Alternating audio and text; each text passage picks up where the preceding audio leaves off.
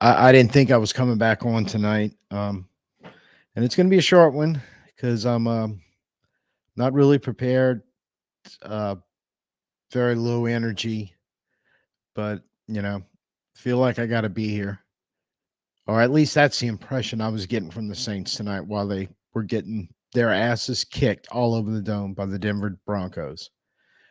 I'm Tim, and let's talk about how it is time. It's the collapse is imminent. If it's not really imminent. It's the walls are falling in, the ceiling's caving in, the floor is buckling, everything. Just to the point right now where you have a team that you look up and down that roster, you look up and down that sideline. I I can't even describe it. How bad it is, how bad it's fallen, and in 4 weeks. I don't know how great we were to start the season, but we weren't this god awful, and it is not all due to injuries or any other excuses they want to make. Because tonight, for the third week in a row, we were shown literally when you take a good coach that knows how to lead a team, knows how to win, and whether you give him a lot of talent like Andy Reid has in Kansas City, a fair amount of talent like Todd Bowles has in Tampa Bay, or kind of in the same situation we in, some rebuilding talent with a few good players around it. But those teams play smart, disciplined football. Do not make a lot of mistakes. Don't do things to give the game away. Don't commit a lot of penalties, costly penalties. And so it doesn't matter the level of talent they have. Um, it seems because that's 3 weeks in a row where you kind of have all the spectrum of it, and all three of them kicked our ass. Enough's enough. This problem ain't going to fix itself, and it damn sure ain't going to get fixed by Dennis Allen. I mean, this is. I had to make this video because there's no way I'm going to sleep tonight, so I'd just soon be up doing something. But for the love of Pete, how much does the Saints organization have to see? 41 total games since you hired the guy that was going to keep it going and roll it back and all the other crap y'all came up with. How much more do you have to see the same thing over and over again? And I get it. For the first two games of the season, it looks like the ship was righted, everything was going the right way. And it seems like all it took literally was our starting center to go down on the third play of a game against Philly in game 3. And everything just has seemed to completely, continuously unravel.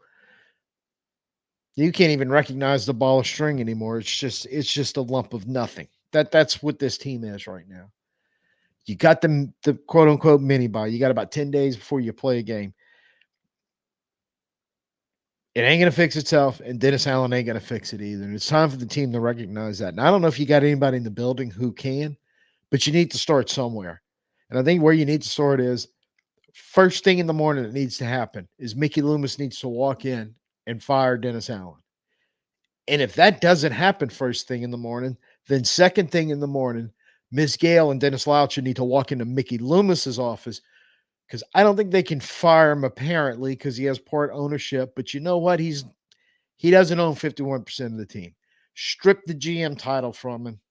Strip all power and authority in the organization for anybody to take one single solid order from this guy. Strip him of his office, get a broom closet somewhere cleaned out, throw a desk in there, take his stapler away, close the door, and forget about it. Because I've had enough. Something has to be done. This team, again, unprepared to play. And I don't want the excuses. It doesn't matter.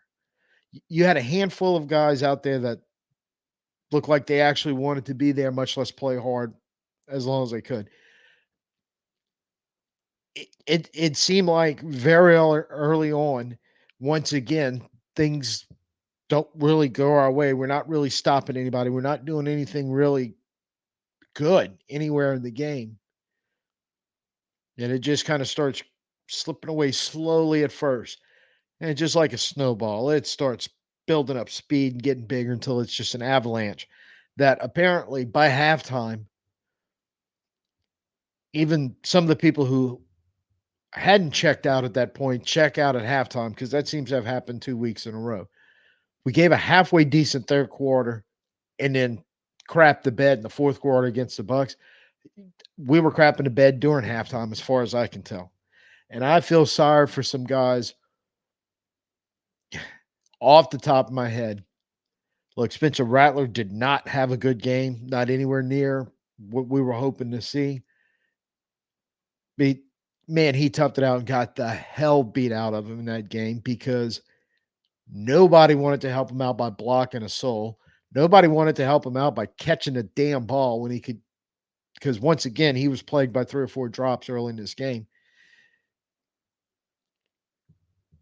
Our look, I've had good things to say about Kubiak through most of the season, but not tonight.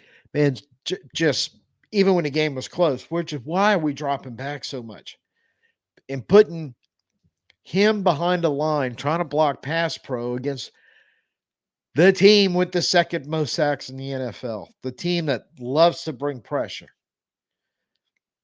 And they didn't play a lot of man and blitz, not early anyway. They sure as hell did it late in the game, make sure they get their sack totals up because then they were really pounding Rattler in the ground. And we did a little bit early, little play action, gave up on the run almost. Uh, the freaking second or third series of the game.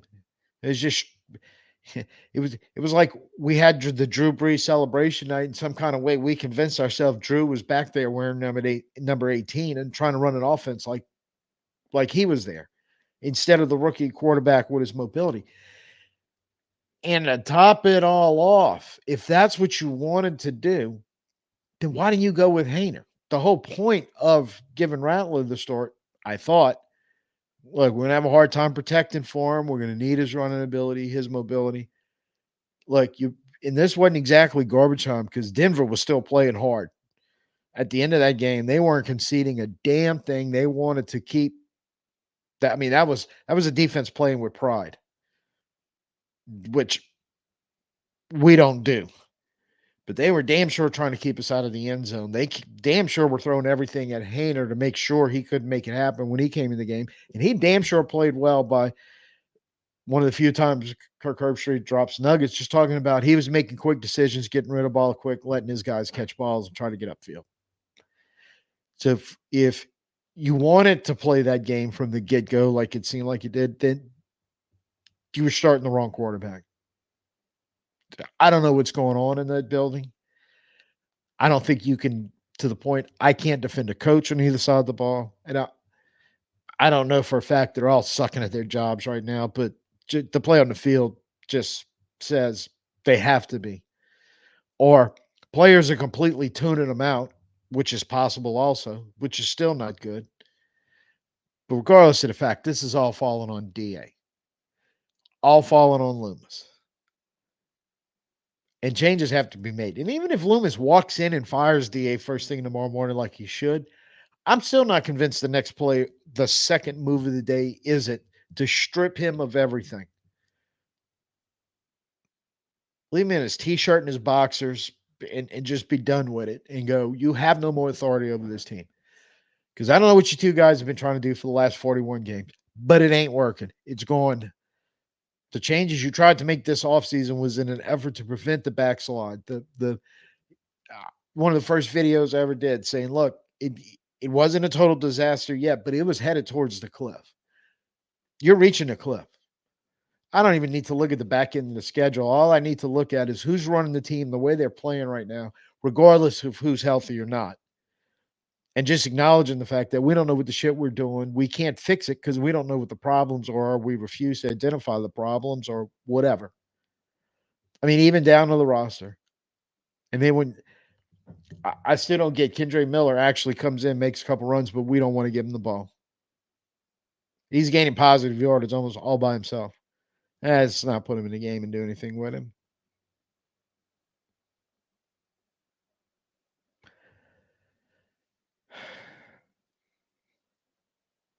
It's heads have got to roll. It's to the point. Louch and Miss Gale.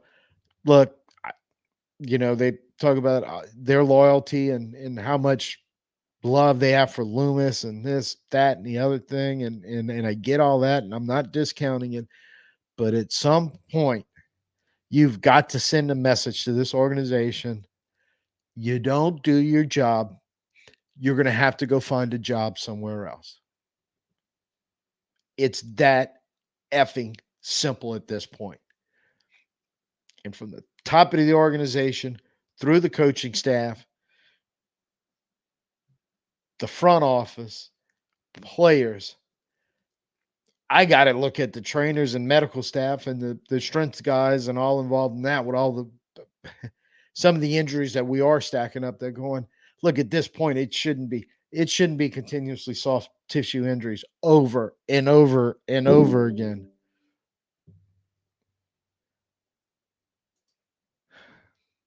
Utterly ridiculous. And it's getting to the point where I can't take it anymore. If you, and this is to ownership, this is to the top end of the organization. If y'all don't care enough to make these changes and start trying to fix this damn team, however you choose to do it, I would suggest you start cutting bait right now with as much dead weight as you can get away with and be prepared to cut the rest of it beginning of next season. Do not trade for anyone. If there's guys on your roster you could trade without taking a cap hit that you can get assets for, do it. It's it's time to start thinking about 2025 because I don't see how this is going to be salvageable. I don't care how easy the back end of our schedule is supposed to be. Unless teams decide not to show up for those games and we win by forfeit, you got nothing going there right now. You got an active 53-man roster. I swear, I think you would be lucky to find 25 of them who are at this point still in the process. And as more and more start checking out, it again, the avalanche of snowball is just going to keep getting worse. We're going to find ourselves where we were at the end of the last couple of seasons.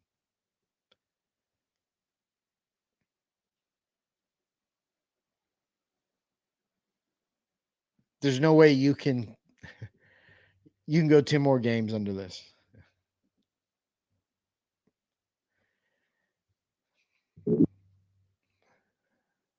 So that's all I got for tonight. I'm just completely frustrated and beyond frustrated with this whole deal. So I'm going to shut it down.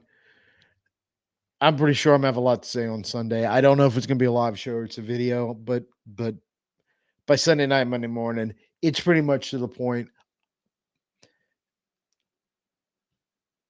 If no changes are made starting tomorrow or anytime before that point, I'm not gonna have very good things to say. Just fair warning right now. But man, I'm seeing the pictures of the dome and Twitter in the fourth quarter, and it was nothing but empty seats or people wearing orange. And if Ms. Benson and Loucher wants this to continue for the rest of the season for home games, yeah, just sit pat and don't do anything. So